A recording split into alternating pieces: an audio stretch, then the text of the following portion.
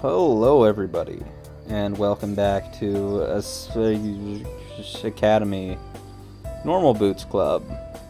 If you didn't see the part last time, go check that out. I'm sure it's somewhere in the how do you even playlist somewhere, whatever.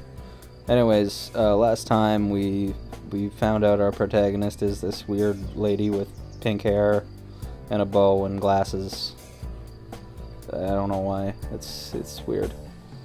And then we met this lady. We also met Pro Jared on the train. Because trains. So yeah, this lady, who I'm pretty sure is voiced by Unicornism, who is Austin Hargrave / PVG's wife. Whatever. Okay, so this is apparently our roommate now. So let's do some shit with that.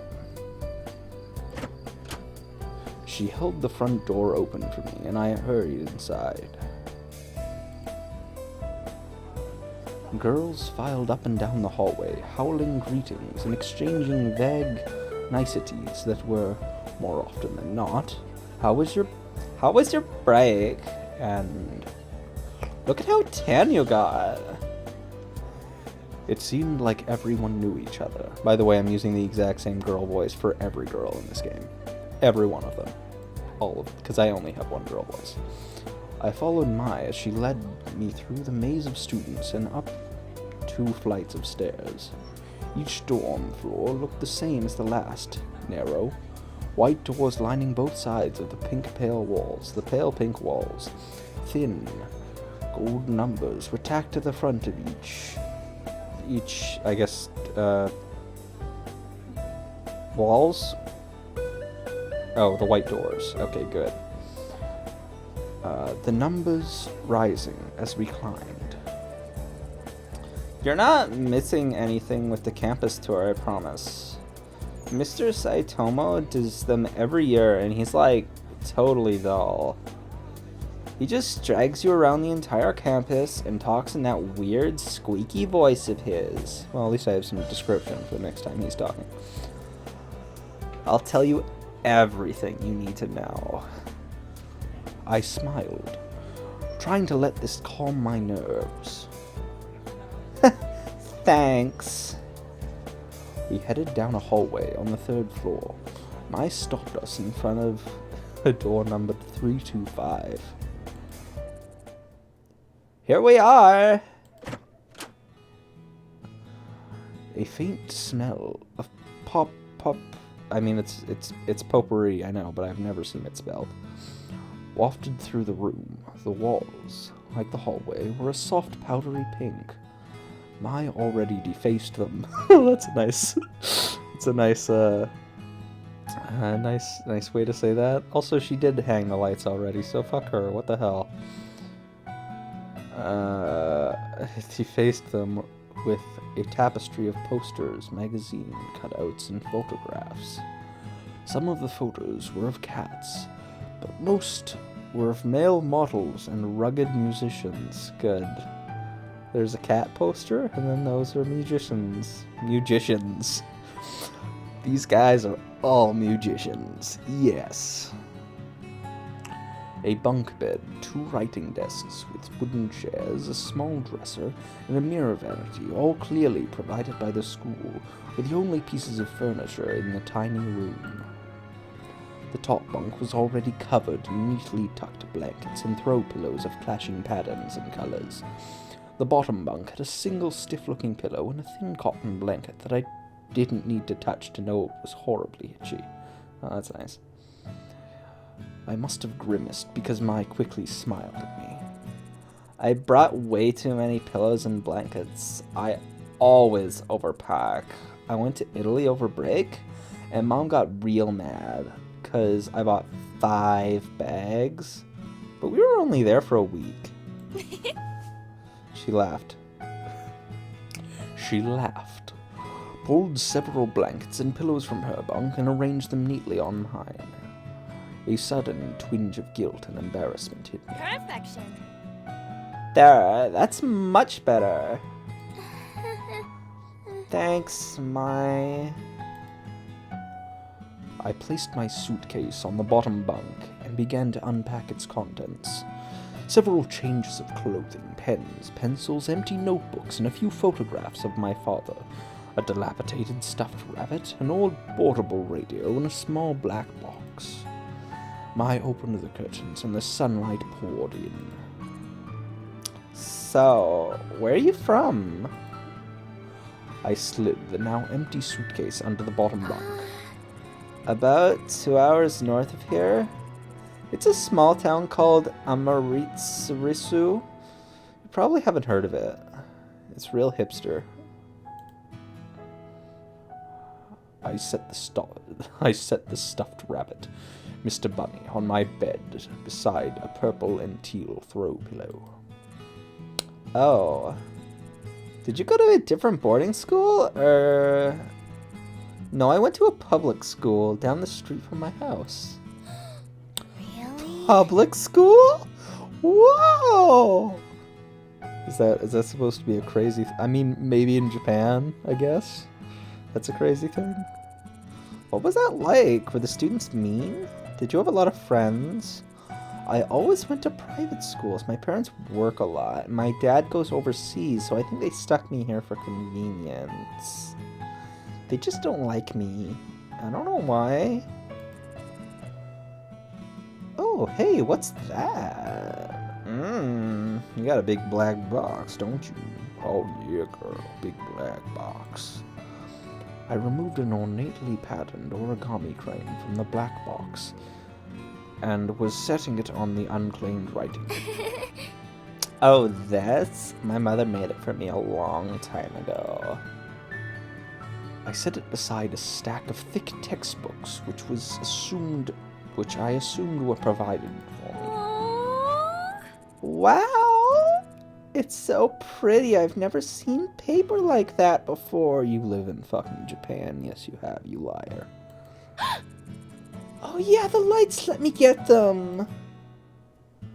I went down. Clearly, there's a word that says down in this sentence. Yes. Mai went to her own desk, opened the drawer, and pulled out a long, tangled string of fairy lights. I guess those are the ones that are already on the walls. I mean, if the bunny's already on the bed, I guess, yeah. I mean, you could have had separate layers and separate assets, which I think would have added just a little bit to it. Because I don't think that would have been too much more work. Anyways.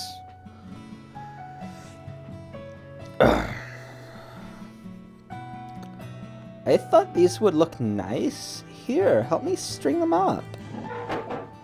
She grabbed a container of pushpins and pulled her wooden desk chair out and over to one wall. I did the same with my own. Together we pinned the lights around the perimeter of the room. Except, not the perimeter, because, it's just there. How was the train ride over? Did you meet anyone? Yeah, there was this cute guy. He had, some really sweet hair. And this glow to him, he was, sparkling. No, not really. I was in a compartment with some guy, and... What? Some guy, huh? Was he cute? You fucking bet he was. Yeah, I guess. I don't know. I wasn't really paying attention. I didn't even get his name. Mai seemed disappointed for a moment, then perked back up. You'll have to point him out to me if you see him again. I just want to get fucked. Oh, okay. Once we finished stringing the lights, Mai climbed down from a chair and brushed her hands together triumphantly. Yeah! Done! Okay, now it's time for lunch. The food here is pretty good. There's this ramen place down the street. Down the street from campus. It's out of this world. But the school only lets us leave the campus on weekends, so... Mai walked to the window. We could go today because it's Sunday, and it's pretty nice out, I guess. But you might want to go to the caf since you just got here. You know, we could...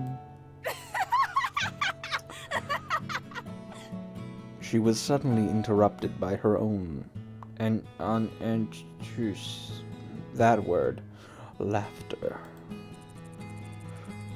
Oh my gosh, maybe Santos just totally tripped outside and fell on her face. I saw it. Oh, is that mean to laugh? Maybe I should have. Oh well. Anyways, let's go eat. I'm starved. I'm like totally starved. Ah. She led me out of the room before I even had the chance to respond. Even had the chance. Sure, why not? The cafeteria was buzzing with students excited for the new year. The only people as nervous-looking as I felt were the tables of skittish, wide-eyed first years. I stepped into the line behind Mai, taking an empty plastic tray. We shuffled through, asking for helpings from the sulky cafeteria workers. When we passed something that looked good. With full trays, Mai led me straight to a table in the back where a few students were already sitting. Mai sat down and I took a seat across from her. There are a lot of girls in this game, aren't there? Hi, Mai. How was your break? It was good. I went to Italy and Spain. Dad fell off a ski jet and broke his ankle, though. That kind of sucked. Uh-huh. It's better now, though. It's better now. Oh. Well, that's nice. I expected to be introduced, but the girl turned back to a group of friends, and Mai turned back to me. She began to assault her food with a fork and tell me, in a practically minute-by-minute account, about her fleeting romance last summer with a boy she met on the beach. That didn't go further than a few salty kisses, okay? I sat back and let Mai talk. For the first time since arriving on campus, I felt like I was able to breathe. I picked at my Brussels sprouts, and studied Moo, as she spoke. Moo la Flaga. I am General Moo la Flaga. That's a Gundam Seed reference. The more she talked, the more I began to notice small details about her. Oh. She had a high songbird voice. What? She was dramatic, her face twisting this way and that into exaggerated expressions as she spoke. She laughed often. She imitated people in widely unflattering voices, seemingly unrelated to her actual opinion of them. Well, it's good, because mine is not fluctuating at all. Totally, not at all. But most notably, she talked a lot. Like a fuckload. A metric fuckload. I didn't find this particularly annoying, as it filled the silence, and she hardly ever asks questions that required my full attention. Just as Mai was rounding off a shockingly detailed account of the time she accidentally walked in on her friend's older brother in the act of changing. A flash of familiar green caught my eye. I glanced over. Hey, that's him! Huh? Sorry. Huh? Who? I leaned across the table to whisper, just in case he could hear me through the ambient clatter of the chat room. The chat room. I saw chatter. And I took that part of the word and added it to, the ambient chatter of the lunchroom. I mean, I'm pretty sure you yelling, "That's him," and pointing is going to be a little more, it's going to draw a lot of attention. So I don't think whispering after that point is really necessary. It's the boy from the train. That's him. What? Jared?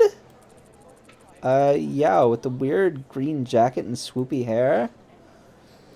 He just picked up his tray and was walking past us when something seemed to catch his eye. Oh, huh.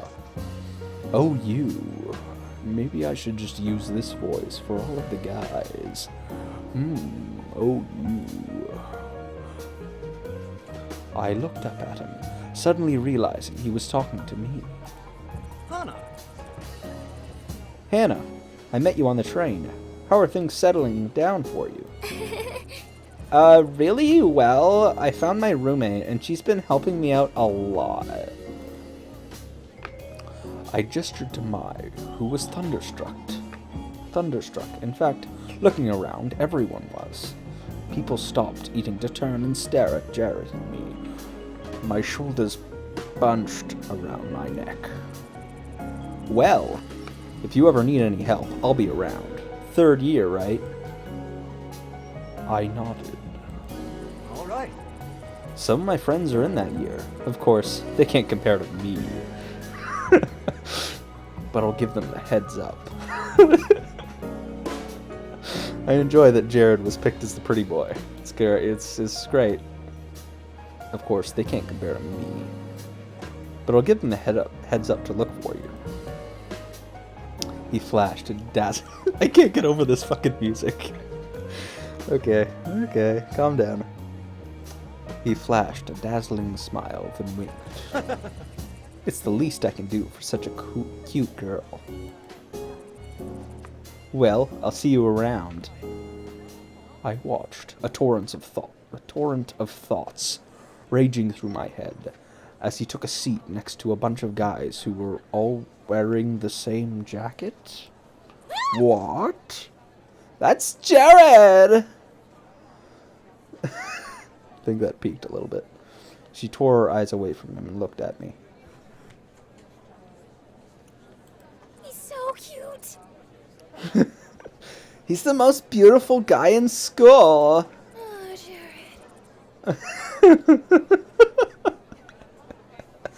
I can't believe he just looked at me. I looked at May. Her cheeks were glowing, an indecent pink. Why do they wear all those jackets? Aren't the guys supposed to wear a blue blazer as part of the uniform? No, they're allowed to. You know Jared. I don't know who this is, so... Okay, it's the girl. You know Jared? The girl turned back around and was looking at me with sudden interest.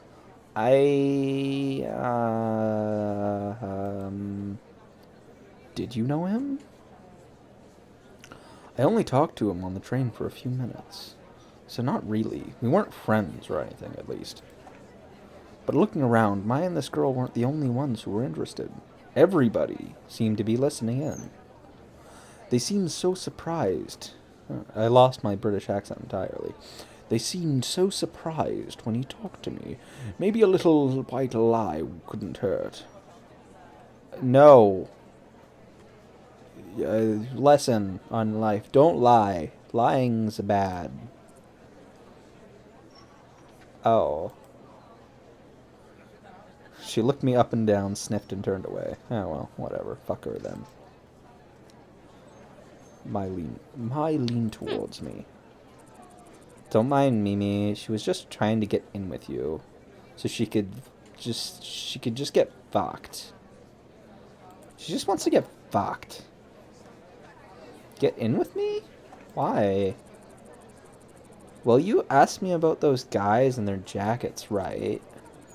Those are the Normal Boots Club jackets. Just for normal boots people.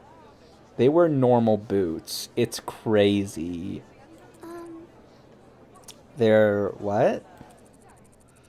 What's Normal Boots Club?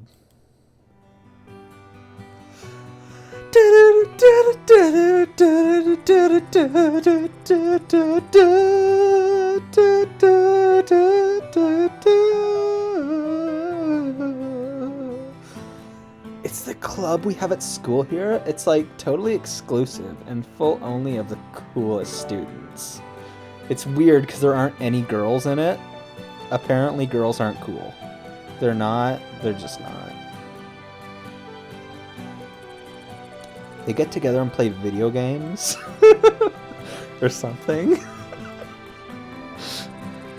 That one right there is John, also known as Jontron. His bird name is Jock. Jock, not Jock. Jock. John is also the president of the drama club here at school. Of course he is. Of fucking course he is.